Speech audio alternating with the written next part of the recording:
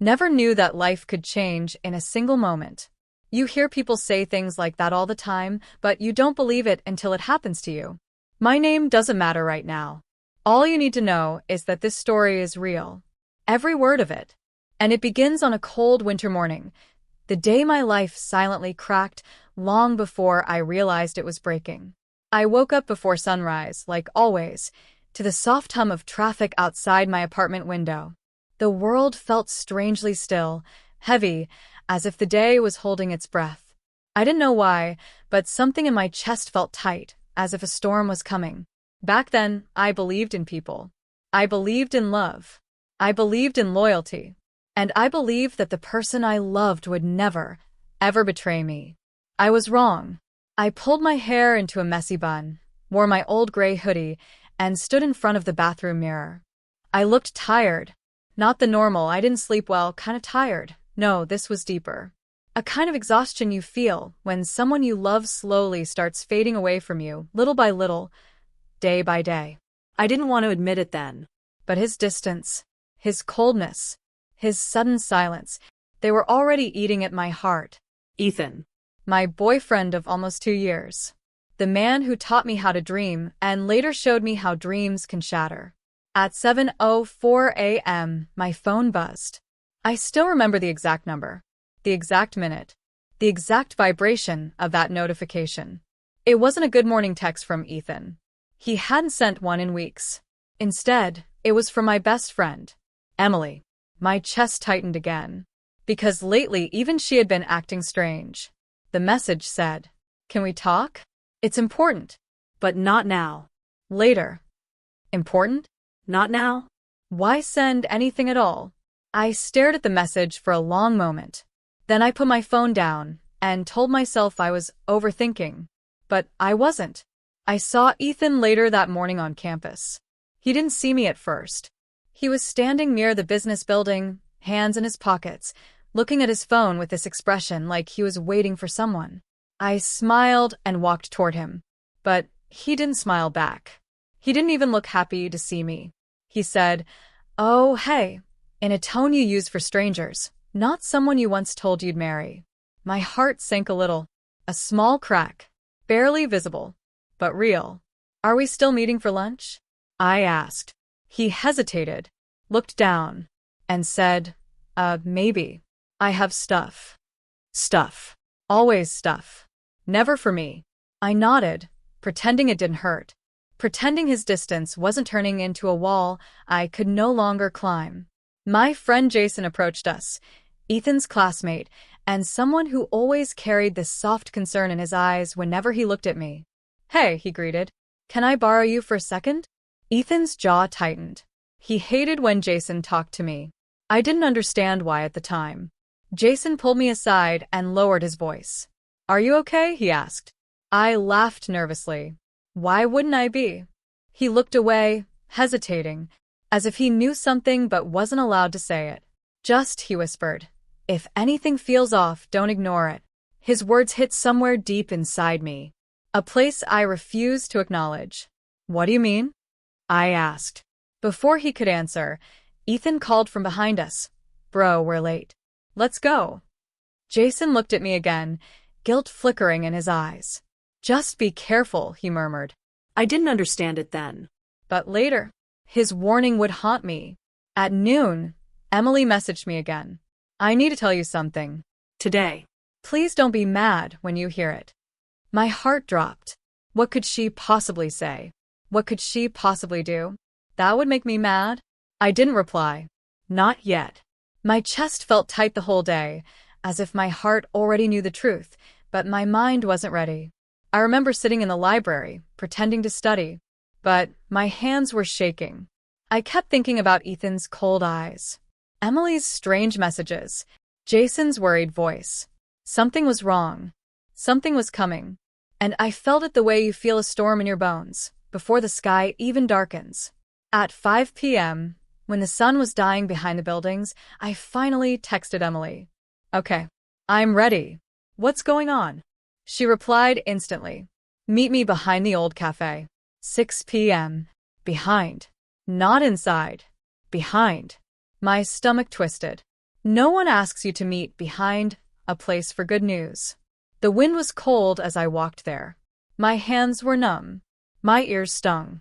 My heart pounded so hard it felt like it was bruising my ribcage from the inside. Every step felt heavier. When I reached the alley behind the cafe, Emily was already there, arms crossed, eyes red, like she had been crying. "Hey," her voice trembled. "Before I say anything, I just want you to know I'm sorry." Sorry? The word echoed in my mind like a scream. My throat dried.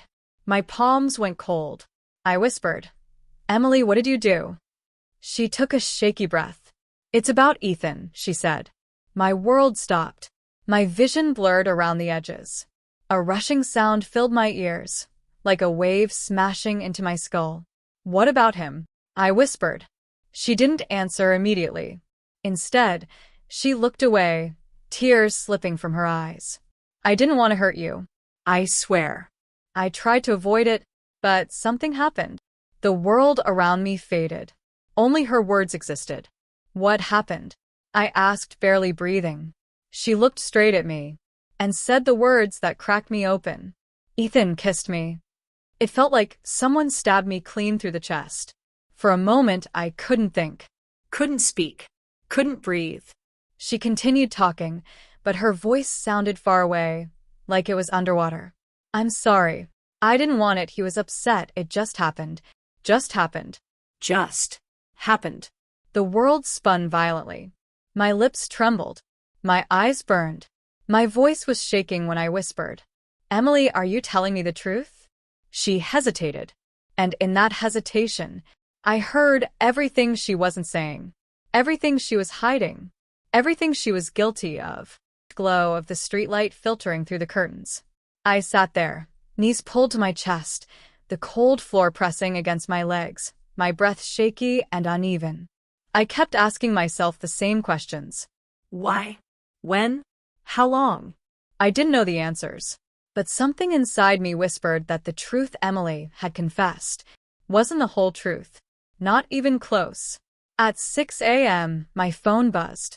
For a brief moment, I prayed it was a message from the universe telling me everything was a dream. It wasn't. It was from Ethan.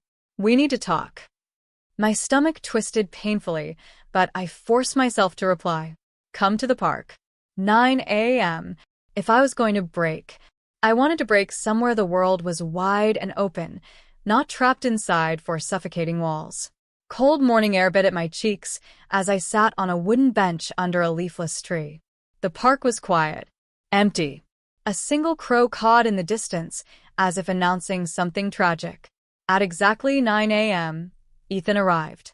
I wish I could say my heart raced when I saw him. Or that part of me still hoped he'd say it was all a misunderstanding. But no. I felt numb. Completely, painfully numb. He approached me slowly, hands in his pockets, guilt written across his face. "Hey," he said softly. I didn't respond. I just looked at him, waiting. He exhaled deeply. His voice cracked slightly when he said, "Emily told you." I laughed, a broken, bitter laugh I didn't recognize as my own. "Told me," I said. "She told me you kissed her." His jaw tightened. That's not exactly how it happened. A cold chill ran down my spine. "Not exactly? What does that mean?" I asked. He looked away. Then back at me. Then away again. "I don't want to hurt you," he said. A tear slid down my cheek. "Then why did you?" He sat beside me. Not too close. Just enough to pretend he still cared. "Things were rough between us," he began. "No." I cut him off. "Things were rough because you stopped trying." He swallowed hard.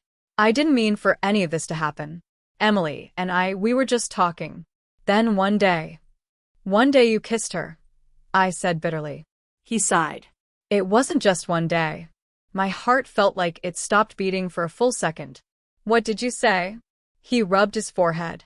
"We've been talking for a while, venting about things. And yes, we got close. Closer than we should have." My ears started ringing. Pain shot through my chest like a physical blow. "Ethan," my voice trembled. "Did you cheat on me?" He looked down. Silence. A silence worse than any confession. Because silence is a confession. I stood up, legs shaking. Ethan, look at me, I said, voice breaking. Did you cheat? He hesitated, then whispered. Yes. The world around me blurred. The sky, the trees, the frozen grass, everything melted into a watercolor of pain. I tried to breathe, but my lungs refused to cooperate. How long? I asked. He didn't answer. How long, Ethan? Finally, he whispered. 3 months.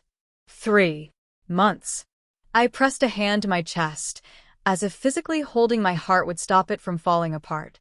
You wasted my time, I whispered, tears spilling uncontrollably. 2 years, and you threw me away like I meant nothing. That's not true, he said quickly. I loved you. I still don't. My voice turned sharp. Cold. Ice hard. Don't you dare say you still love me. He stood up too, trying to reach for my hand. I stepped back. He whispered, I'm sorry. No, I said. You're sorry you got caught. The wind blew between us like a wall, a line dividing what we once were from what we could never be again. He said quietly, Emily told you everything, right?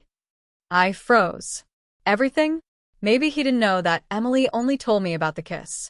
My heart dropped to the pit of my stomach. What do you think she told me? I asked slowly. He blinked, confused. About the sleepover. About the night. My entire world collapsed. Sleepover? Night? Emily hadn't mentioned any of that. A sharp, burning heat rushed up my spine. What night, Ethan? My voice trembled violently. What sleepover? He froze. His eyes widened. He had just exposed something he never meant to say. The silence that followed was deafening. I whispered again, voice shaking. Ethan, what night? He looked like a man caught between lies and consequences. His lips parted, but no sound came out. Tell me, I demanded. Tell me the truth. I can't, he said. It'll destroy you. It already did, I whispered. What's one more cut? He swallowed. It was the night I told you I was studying with the guys, he began. Yes, I wasn't with the guys. My knees nearly buckled. I was with Emily. My breath hitched. Pain shot through me like electricity. He continued, voice trembling now. We talked. We drank. We didn't plan it. We were both emotional. One thing led to another and… No. I shook my head violently. Stop. Please, his voice cracked. I didn't want to hurt you. Stop talking.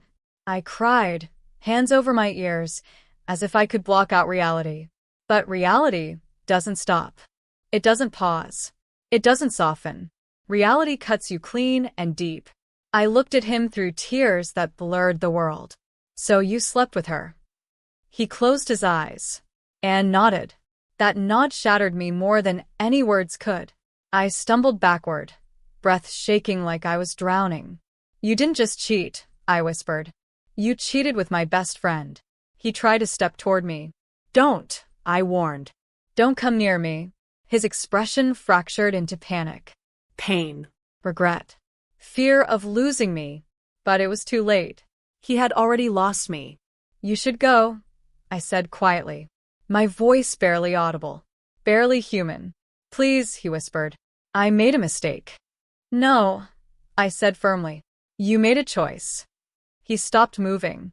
And for the first time, I saw him as he really was. Not the boy I loved. Not the boy I believed in. But a stranger wearing his face. Goodbye, Ethan. He whispered, I love you. I didn't reply. Because love doesn't lie. Love doesn't betray. Love doesn't destroy. Whatever he felt for me wasn't love. I turned around and walked away from him. One step, then another, then another. Each step felt like it tore a piece of me out, but I didn't stop. Not until I reached the park gate. Only then did I collapse onto a bench, chest heaving, tears streaming uncontrollably. My hands shook violently. My heartbeat felt like it was bruising my ribs from the inside. I whispered to myself, he cheated. With her. For months. He lied to my face. over and over again. It felt unreal, impossible, like I was watching someone else's life fall apart. But no. It was mine. At 10:41 a.m., my phone rang. Emily. I stared at her name until the screen dimmed. Then it rang again. And again. Finally, I answered, voice hollow. What do you want? I asked. Her voice cracked. I think Ethan told you. I almost laughed. He told me more than you did. She sobbed softly. I was scared. I didn't know how to tell you. You told me what made you look less guilty, I said bitterly. You left out the part that destroyed me. She whispered, I'm sorry. I closed my eyes. Tears slipped down my cheeks. Sorry doesn't fix betrayal, I said softly. She sniffled. I miss you. You don't get to say that, I replied. You don't get to miss someone you betrayed. She stopped breathing for a moment, then whispered, Can we meet? No. She cried harder. Please. It doesn't even end when you try to forget. Heartbreak ends only when you decide it should end. And I wasn't ready for that yet. The morning after Ethan's confession felt unreal. Like I was living in a movie where everything was muted and slowed down. The world around me moved normally. Cars honked, students hurried to class, people laughed, birds chirped, but everything sounded distant, like it was happening behind glass. I was inside my body, but also not. Broken. Floating. Disconnected. I kept replaying the last 48 hours in my head. Emily's trembling voice. Ethan's guilt-soaked eyes. The truth spilling out like poison. 3 months. 3 months behind my back. 3 months with the girl who used to borrow my clothes and cry on my shoulder. Every time the memory surfaced, my throat burned and my chest tightened. Pain came like a wave, rolling through me until I felt too exhausted to stand. People assume cheating hurts because of betrayal. But for me, the real pain came from a different place. The moment I realized I wasn't enough for someone I gave my entire heart to. I spent that entire day numb, sitting by the window in my room, staring at nothing. Sunlight moved across the walls. Shadows shifted. Hours disappeared. But I didn't notice. I felt trapped in a loop, like time refused to move unless I moved with it. At noon, Jason texted, Are you okay? I'm around if you need someone. I didn't reply. I wasn't ready to talk to anyone. In the afternoon, I forced myself to step outside. I needed air. I needed movement. I needed something to remind me I was still alive. I walked to campus to attend a class, not to learn anything, but simply to feel normal for 1 hour. But life never respects the timing of broken hearts. As soon as I reached the main courtyard, I saw her. Emily. Standing near the water fountain. Wearing the same jacket she wore the day she betrayed me. Her head lowered, hands twisting nervously. The moment her eyes met mine, panic flashed across her face. She took a hesitant step forward. Please, she began. I didn't let her continue. No, I said sharply. My voice didn't shake this time. The words sliced through the air between us. No more lies, I added. No more half-truths. No more excuses. Her face crumpled, tears forming instantly. I loved you, she whispered, voice breaking. You were my best friend. I never wanted to hurt you.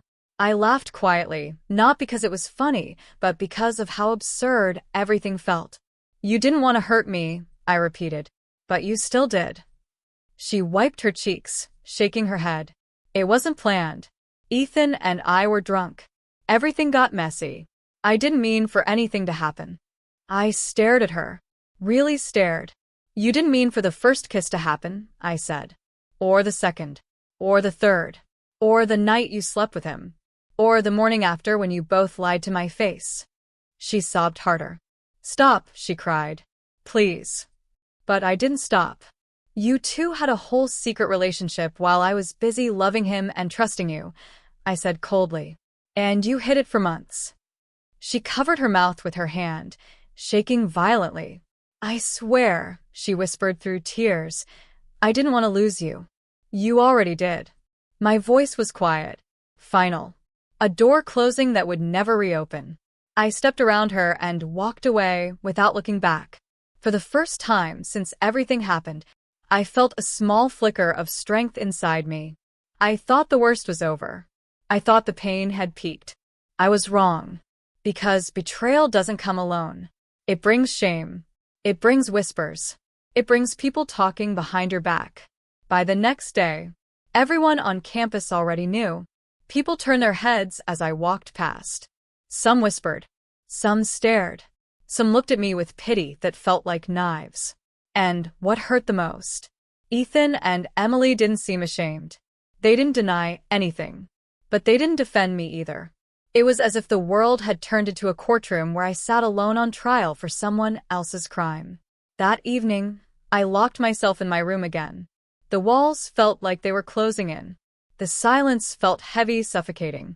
I slid down the door and buried my face in my hands. How did I become this person? I whispered. This lonely, this broken, this replaceable? Tears streamed uncontrollably. This can't be my life, I said to the empty room, voice trembling. This can't be how it ends. I didn't know how long I cried. Minutes. Maybe hours. Then, a soft knock on my door. I froze. Another knock. Then a voice. Hey, it's me. Jason. I quickly wiped my face. Tried to steady my breathing. Please, he said softly. Just open the door. I hesitated, then slowly unlocked it. When I opened the door, he looked at me like seeing me in pain physically hurt him. His eyes softened. Concern wrapped around me like warmth. You shouldn't be alone right now, he said gently. I stepped back to let him in. He didn't hug me. He didn't touch me. He just sat on the floor next to me, close but respectful. And for the first time that day, I didn't feel completely alone. After a few minutes of silence, he spoke. You know, I saw the way Ethan looked at Emily. I inhaled sharply. When? I asked. He hesitated, then said, For months. My heart clenched painfully. I wanted to tell you, he said, voice soft, but I didn't know how. I didn't want to be the one to destroy the person you loved. I wiped my tears. You should have told me. He nodded, eyes full of guilt. I know. Then softly added, I'm sorry. I didn't respond. Something inside me simmered, pain mixed with truth mixed with exhaustion. Jason looked down at his hands. I stayed quiet because I hoped maybe he'd realize what he had before he lost you. I stared at him. Why did you care so much? He lifted his eyes to mine. And for the first time, I saw something there. Something warm. Something unspoken. Something that made my breath hitch. He whispered, Because you deserve someone who chooses you. Every single day. Without hesitation. My heart trembled. And not from pain this time. For a long moment, we sat there in silence. But it was a different silence. Not heavy, not suffocating. More like a blanket wrapped around my trembling heart. I finally whispered, I don't know how to fix myself. Jason shook his head. You don't have to. His voice was steady, sincere. You just have to get through one day, then another, then another. Healing isn't something you rush. I looked at him with wet eyes. I feel like I lost everything. He gave a faint smile. You didn't lose everything, he said softly. You just lost what was hurting you. My breath caught, because the truth in his words hit deep. He stood up slowly. I'll give you some rest, he said. But if you need anything at all, I'm here. Before leaving, he looked at me one last time. And, in that moment, I felt something warm spark in my chest. Something I wasn't ready to admit yet. But it was there. Something new. Something healing. Something I didn't ask for, but desperately needed. After he left, I stood by the window. Outside, the night was cold, but the streetlights glowed softly, golden halos floating in the dark. I took a deep breath. For the first time in days. It didn't hurt as much. Maybe betrayal breaks you. But maybe, just maybe, it also pushes you into the arms of people who truly care. I whispered to myself, I will not let this destroy me. For the first time, I believed it. Breath. I remember lying on my bed, books open, pen in my hand, and absolutely nothing making sense anymore. It wasn't the betrayal that hurt now. It was the after. The silence. The awkward stares. The whispered she deserved it from people who didn't even know my story. The way Ethan walked past me like I was a ghost he had already forgotten. That was what stabbed deeper than the lies. By the next week, the college had become a battlefield, one where I didn't fight back. I was too tired, too done, too emotionally exhausted to prove anything to anyone. But life has a way of stepping in exactly when you need it. And for me, life stepped in wearing a black jacket, messy hair, and eyes that understood silence better than words. Jason. He showed up again. Not in a dramatic, heroic way, but with small gestures that slowly stitched my heart back together. A cup of coffee quietly placed on my table at the library. A note inside. You don't owe anyone explanations. A seat saved for me in class. Even when I hesitated to walk in.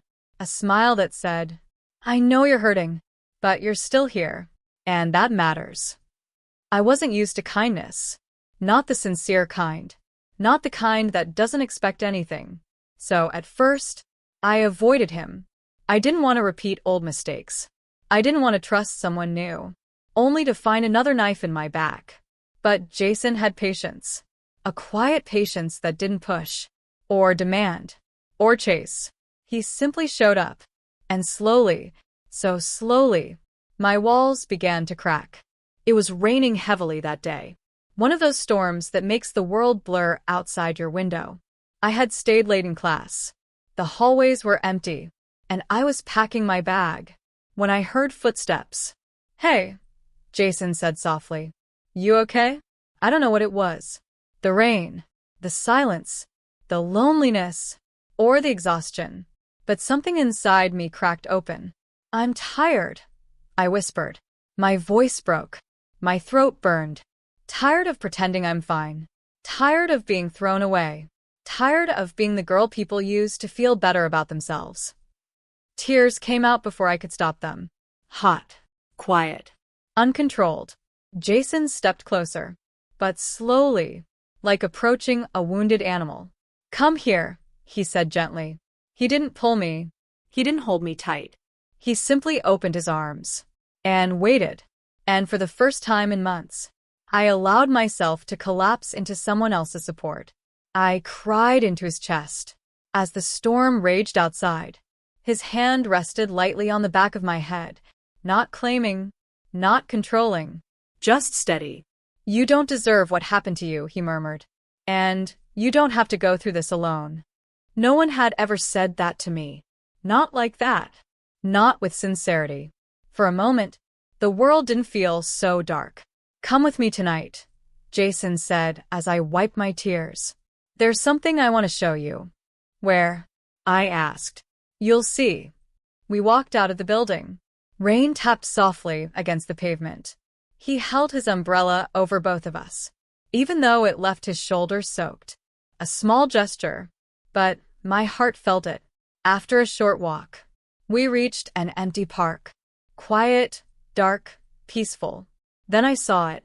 A small hill, overlooking the city. Lights shimmering like a galaxy on Earth.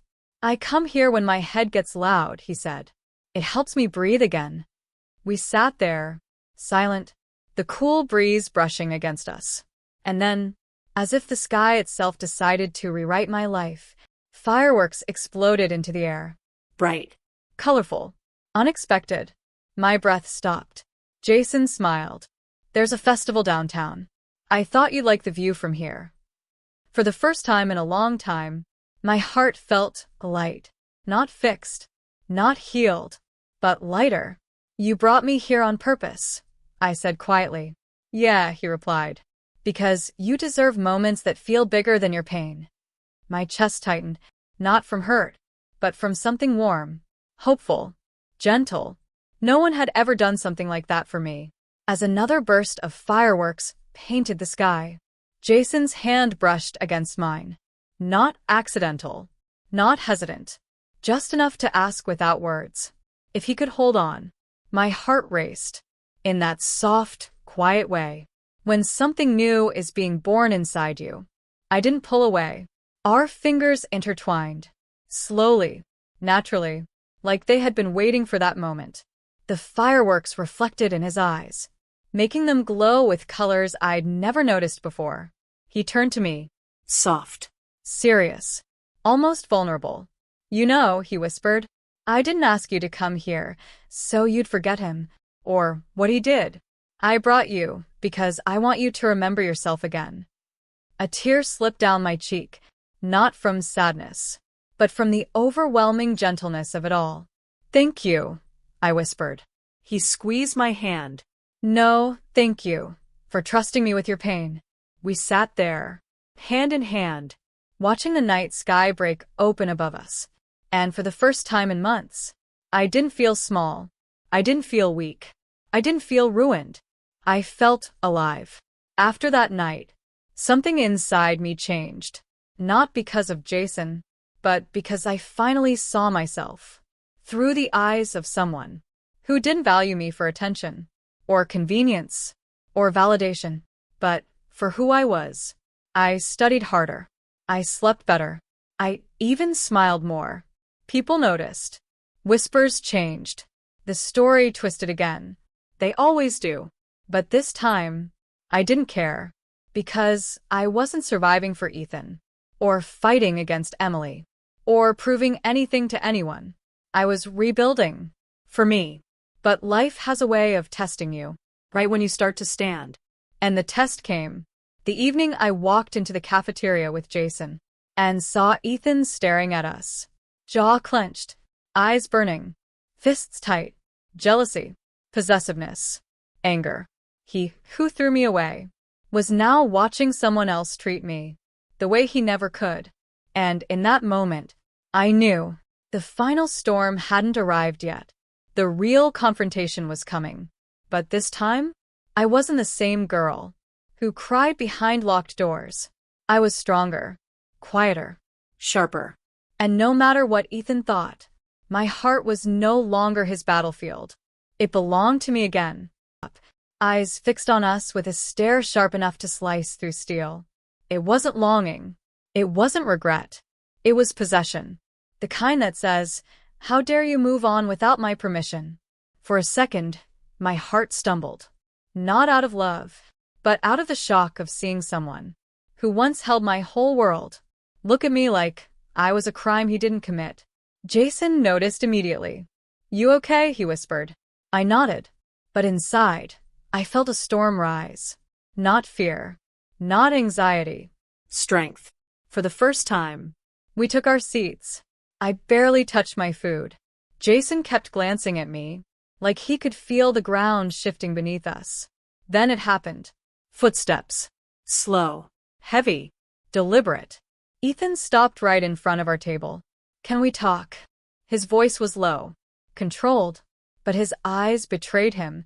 Rage, confusion, denial. Jason straightened. Subtle but protective. She doesn't owe you anything, he said. Ethan ignored him. Typical.